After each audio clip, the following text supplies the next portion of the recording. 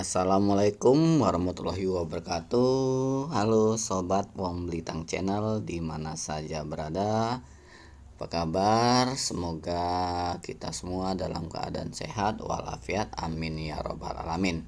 Terima kasih ya rekan-rekan atas bantuan like, share, and subscribe-nya ya. Kami nambah lebih bersemangat lagi dalam berbagi dengan rekan-rekan semua. Alhamdulillah kita masih diberi kesempatan untuk saling berbagi yang tentunya di channel kebanggaan kita, yaitu Wong Blitang Channel, tempat berbagi seputar teknologi dan pendidikan. Pada kesempatan kali ini kita akan meneruskan yang kemarin, yaitu mengenai tentang soal-soal persiapan untuk pretest PPG Daljab tahun 2023, yaitu khusus pada kemampuan pedagogik umum. Untuk mengetahui yang lainnya seperti uji kompetensi jabatan fungsional guru, uji kompetensi jabatan fungsional guru ke jabatan fungsional ke pengawas, dan juga mengenai tentang PPG ataupun materi tentang UKOM atau uji kompetensi, silakan dilihat di video kami sebelumnya. Sebelum kita lanjut, seperti biasa teman-teman sahabat Wong Blitang Channel di mana saja berada, mohon bantuannya untuk like, share, and subscribe biar kami lebih bersemangat lagi untuk berbagi kepada kita semua, kepada rekan-rekan semua sahabat Wong Blitang Channel tentang teknologi dan pendidikan. Kita lanjut. Terima kasih ya rekan-rekan atas bantuan like, share, and subscribe-nya.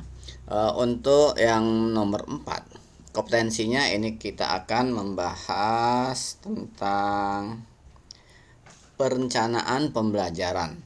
Capaian pembelajarannya tetap yaitu menetapkan materi, proses sumber media, penilaian dan evaluasi pembelajaran.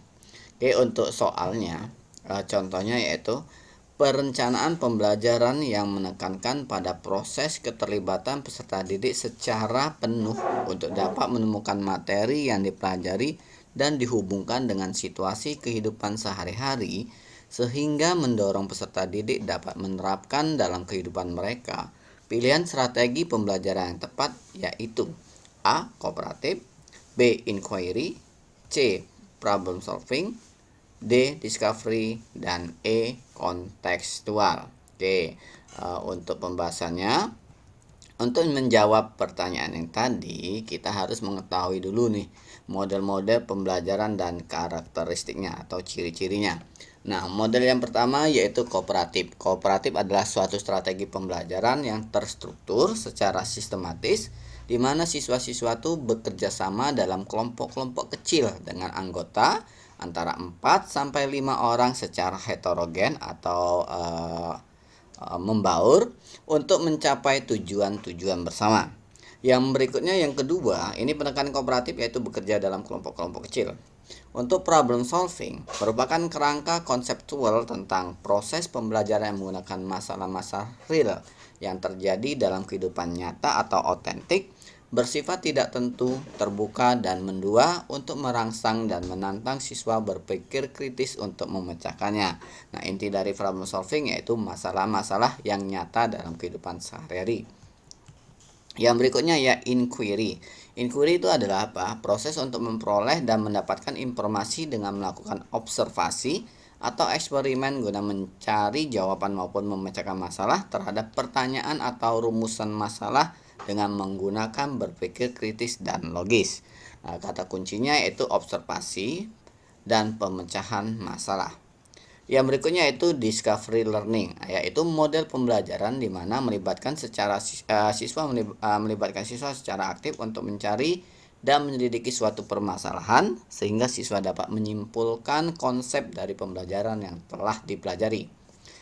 Teori berikutnya yaitu kontekstual atau dalam istilah bahasa Inggris yaitu contextual teaching and learning, yaitu konsep belajar yang mengaitkan antara materi yang diajarkannya dengan situasi dunia nyata siswa dan mendorong siswa membuat hubungan antara pengetahuan yang dimilikinya dengan penerapannya dalam kehidupan sehari-hari.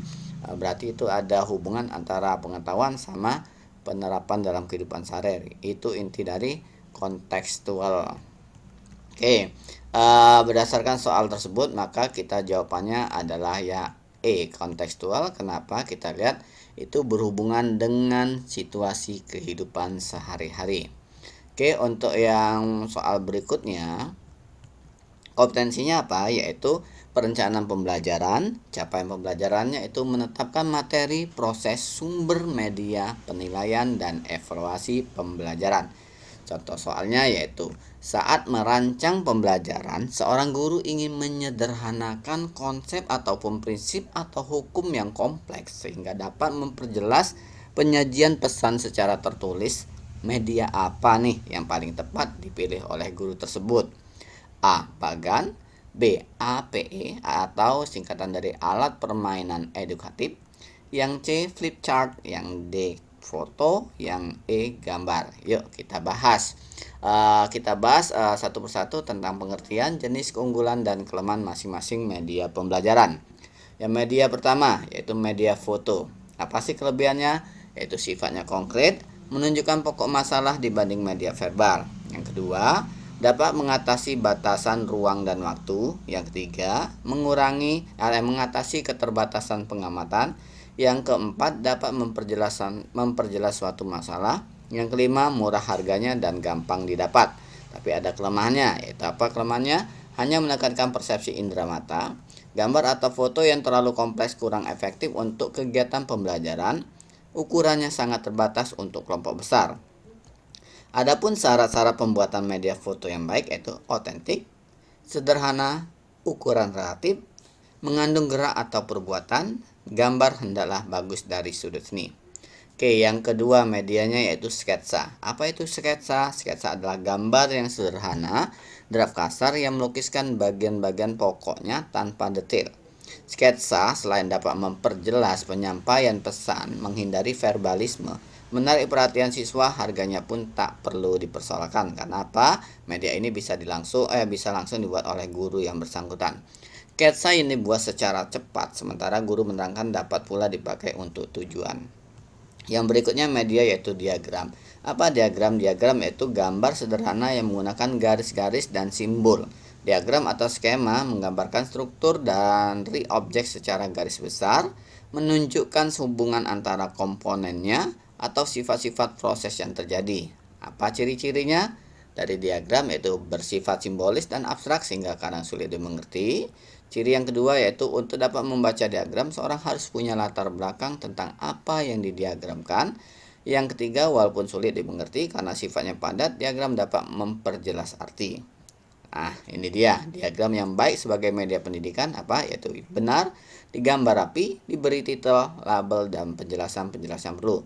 Yang kedua, cukup besar dan ditempatkan secara strategis. Yang ketiga, penyusunannya disesuaikan dengan pola membaca yang umum, dari kiri ke kanan dan dari atas ke bawah. Oke, yang berikutnya yaitu bagan atau cat.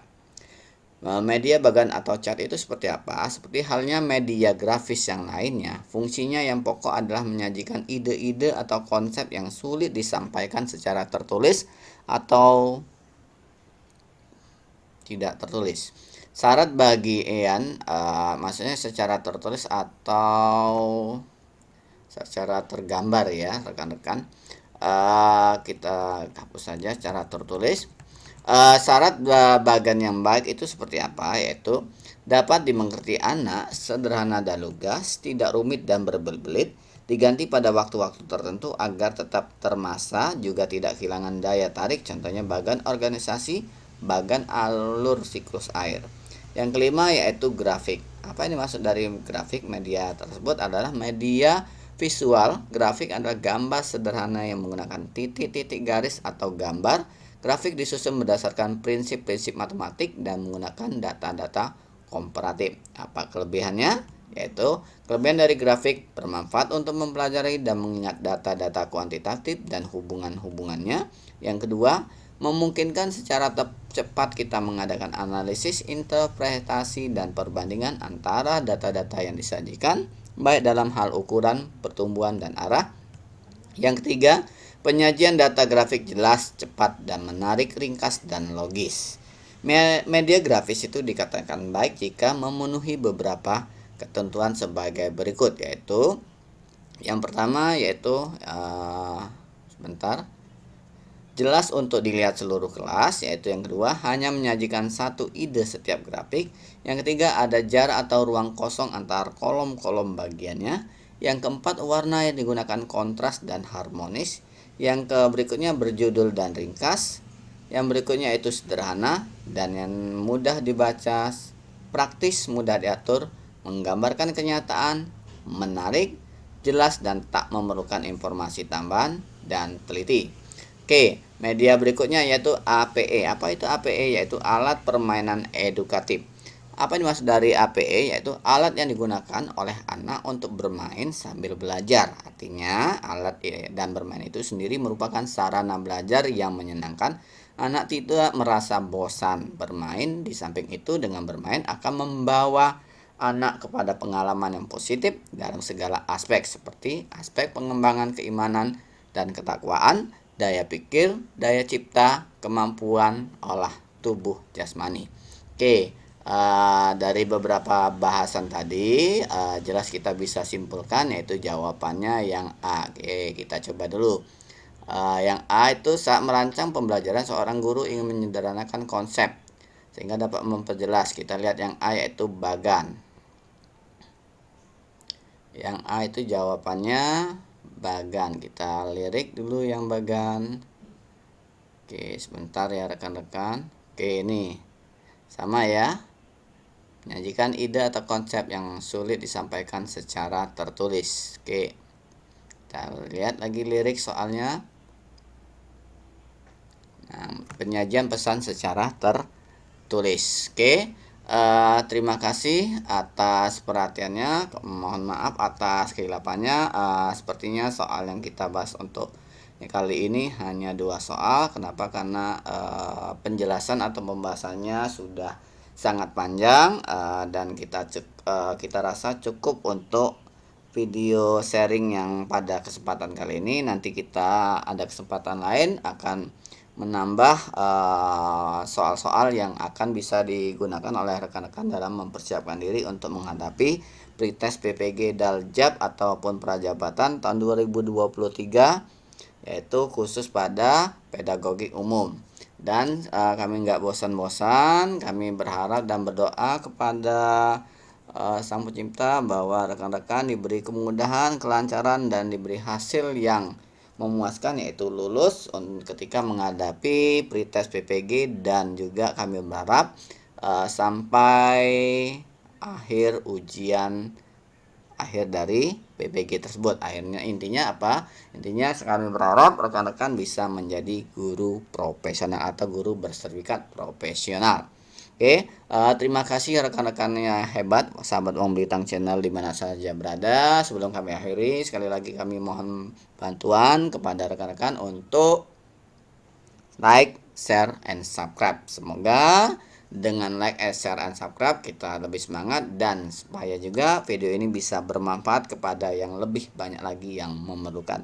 Kami ucapkan terima kasih yang sebesar-besarnya. Kami akhiri. Wassalamualaikum warahmatullahi wabarakatuh.